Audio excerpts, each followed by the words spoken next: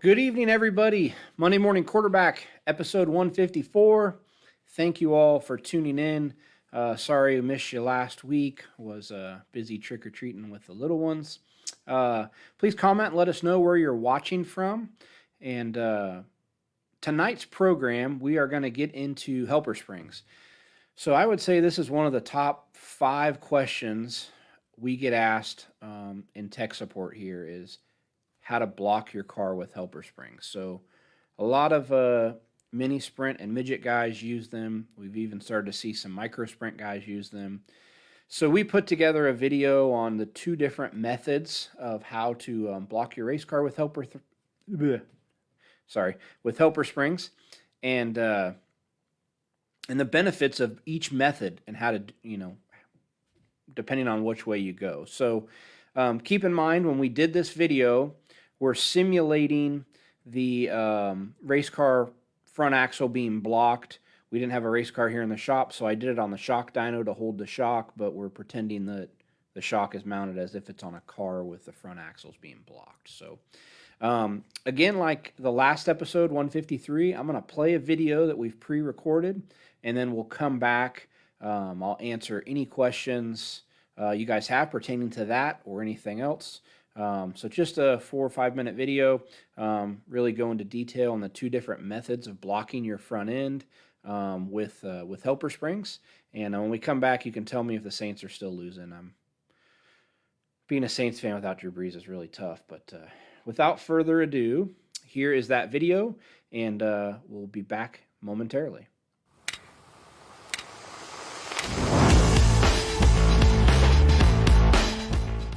How's it going? Garrett with CSI. Today we're going to talk about the 2 different ways to block your race car using helper springs. And we don't have a race car here, so we're just pretending that this is how the shock would be sitting on the car with your blocks underneath the axle. The first way we're going to show you is using our interlocking nuts. And the advantage of doing it this way is you can independently preload your helper spring without raising the nose of the car. Some like to do it this way, some just like to float it. We have customers that are very successful doing it either way, so it's up to you. So if this was how the car was sitting, or how the shock was sitting on the car with blocks underneath it, what you would simply do, so right now I have your main ride height adjuster backed off. That's what's going to control your helper spring preload. We're going to screw down this interlock nut. So you're going to want to screw this down just till you have tension on it, same as you would do with your ride height adjuster if you didn't have a helper spring, right? So I want it to just where there's a little bit of tension. Then once that's done, you will screw the secondary, and the secondary is just to lock it so it doesn't move. We have little spanner wrenches you can purchase to lock those so they don't move. Some people put tape. They're designed with a taper, so they kind of lock into themselves, and they're hard to move once you do it by hand. So now your main ride height is set. That's how you would block the car. Now your helper spring's just hanging out here, right?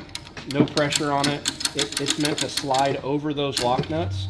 So now we'll bring the main collar down, and you can bring this just to touch, and that essentially has 0 preload on the helper spring. If you want to go, 1 revolution, now you can preload that helper spring, but our main spring didn't change. So we're preloading the helper without raising the nose of the car. All right, so the second way to do this is you're gonna float the helper spring. So as you raise the front end of the car, you're preloading the helper spring. It's a little bit more of a simplistic way to do it. It doesn't give you that independent control, but we have a lot of teams that have been successful doing it that way. So we have 2 different helper spring sleeves. The taller sleeve is typically your right front, and the shorter is your left front. The taller sleeve is for if you're running a stiffer spring, 25, 50-pound spring. You're not preloading it as much as with the shorter one, and I'll show you what I mean by that. So we have a 25-pound spring, so we're going to use the tall sleeve, and you're going to want to put it tall side up, okay? Then you're going to screw your ride height adjuster on, and put the blocks underneath your car. Again, we don't have a car, so this is going to simulate that. So now what we're going to do is we are going to screw this ride height adjuster down until we have tension on that spring, right? So that's where it's going to be. We're going to lock that down. Once that's locked down, we're going to take the shock off the bottom. Okay, we're going to take the shock off the bottom and we're going to extend it out. We're going to slide all this stuff off. Now you're going to put your helper, so this is set. You've set your height. You're going to put your helper spring on.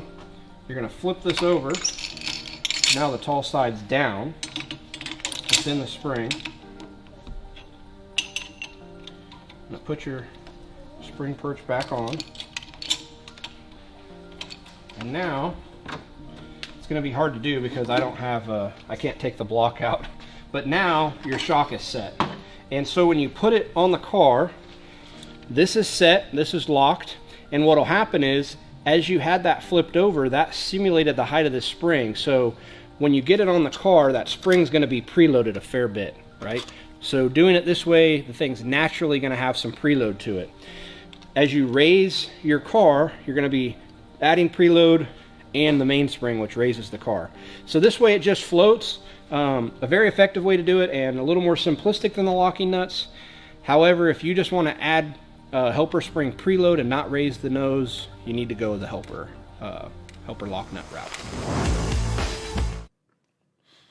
All right, so there is the two ways you can use a helper spring. There's a couple other slight variations you can use. We've seen people use the second method but keep the tall side up so it locks the helper out fairly quickly. But the two most common are the style that we shared there. And I always just floated the helper spring because most of the big teams we were helping, that's kind of the route they went. Then we started to work with a couple of teams that operated at a high level that did them independent. And once I started using it that way, I really did like the benefit of being able to individually separate the two or isolate the two and preload the helper spring more than the mainspring. So in my experience, those helper springs really help give you drive from the center of the corner off. But you have to be careful, especially when you're running the first method I showed with the lock nuts. If you get that helper spring preloaded too much, the car will be very tight and be hard to drive. It just gets the weight transfers back too early in the corner before you finished rotating the corner, and then it'll want to drive off the left rear on a midget with all the offset and be really tight. So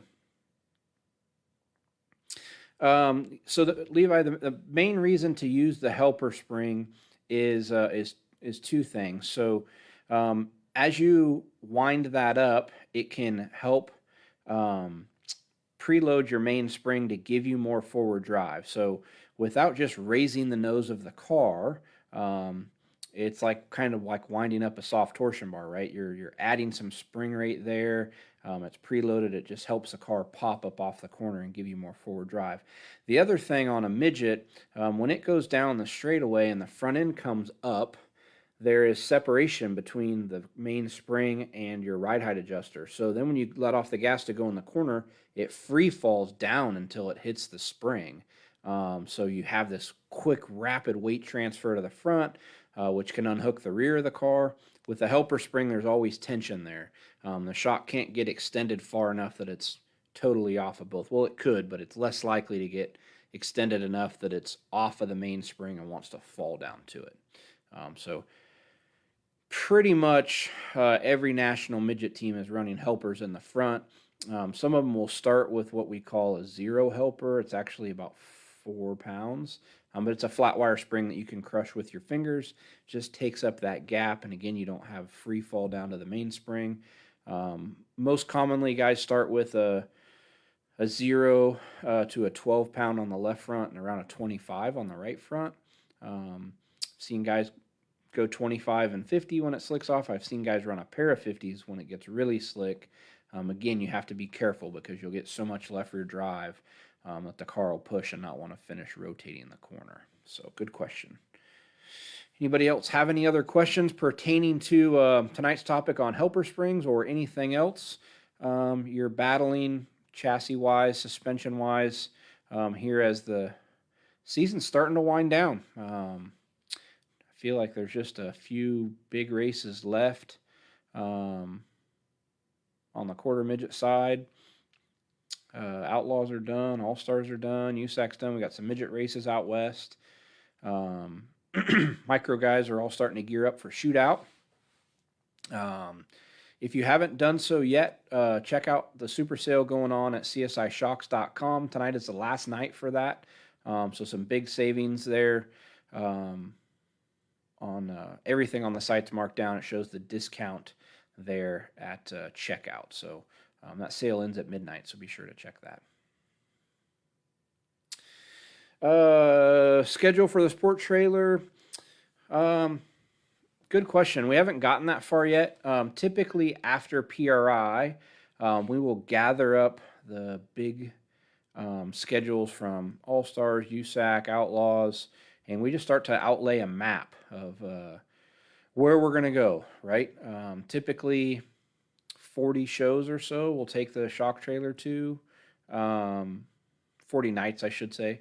We were a little down this year. We didn't go to as many. A lot of our guys that work here race or work on other race teams, and I was busy racing with Hudson, and so we didn't really, Trevor was kind of the main shock trailer guy, and he was helping Chance race his midget. So we're definitely getting to more events next year.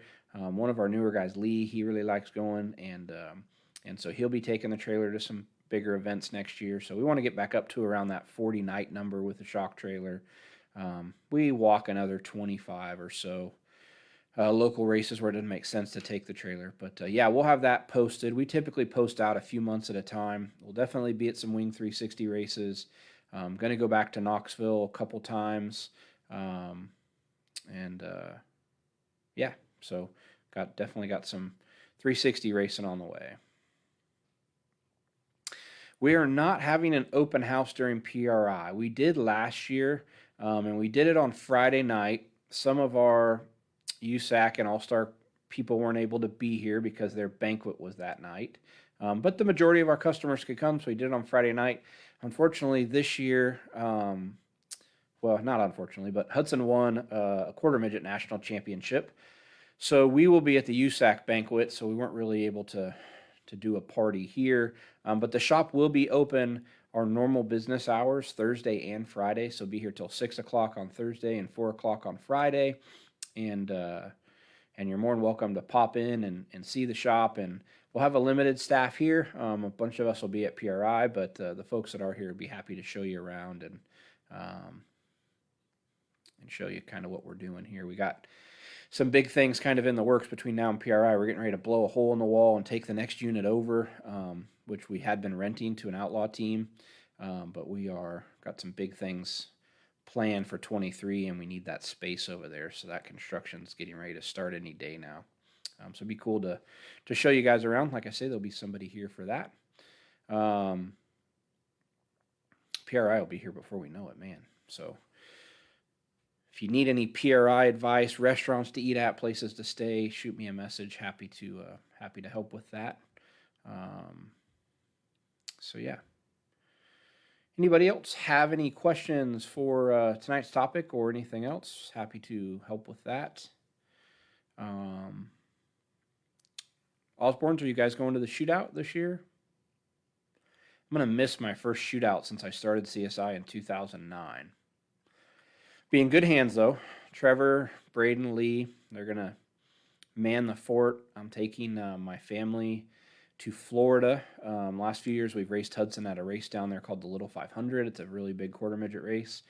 But this year, my parents bought a house in New Smyrna, so we're going to go down and do Christmas there and taking our motorhome down, and there was no way for me to get back. The last few years, I've flown from that race straight to Tulsa, so planning Chili Bowl for me, and then probably some Florida shows with some of the new prototype parts we're working on. So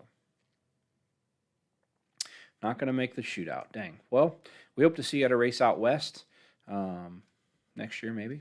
So if nobody else has any questions, I'm going to shut her down. Been here since 5 a.m. today. Had a lot going on trying to get orders out for Super Sale. I'm going to head home and watch the Saints. It looks like we're still only down by 7, so that's better than I expected at this point. But thank you all for tuning in. We will be, back live next week. And then the following week, I'll be headed to Vegas for the Winter Nationals, so it'll be a week off with a rerun. But we'll be back live next week. If you have a topic you want us to cover, any questions, we missed your questions, no problem.